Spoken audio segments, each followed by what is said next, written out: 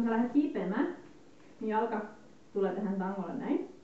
Ja se tulee tuon nilkan ja polven väliin semmoiseen napakkaan puristukseen.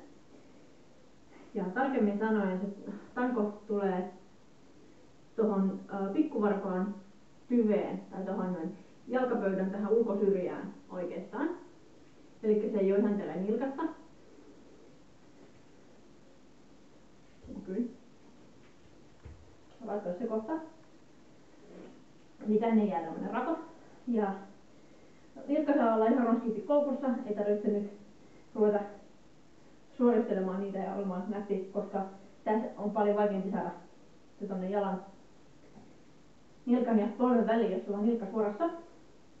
Ja polvi tulee, se ei tule näin, vaan se tulee ihan tohon niin, että kun sä kurkkaat täältä, niin sä et näe tätä viivaa täältä tangon toiselta puolelta, vaan se tulee ihan tohon. Tuossa on tommonen kuoppa ainakin mulla. Se asettuu ihan kivasti. Ja nosta jalka tarpeeksi korkealle. Varmistaa, että tanko on lämmin. Sitten vaan kiipeät, astut sille jalalle niin kuin astusit esimerkiksi tikapuille. Eli kädet nostaa vähän, mutta jalka nostaa vielä enemmän.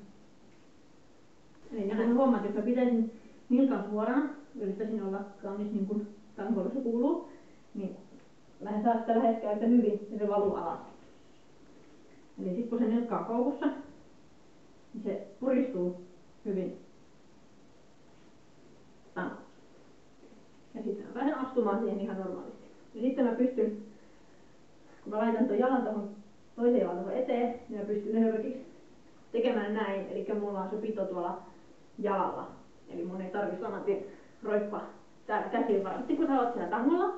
Niin sä pystyt vähän joustamaan tälleen näin tämmöistä kulmaa tähän lantioon. Niin toisen askeleen sä pääset ylöspäin. Mulla on neuvottu tämmönen kyynärote, tai siis kyynärvarsiote, joka on mun mielestä tosi näppärä. Elikkä mä en lähde taaskaan näin ylöspäin, vaan mä käännän ton kyynärvarren tohon tangon eteen, jolloin mä saan etäisyyttä siihen tankoon.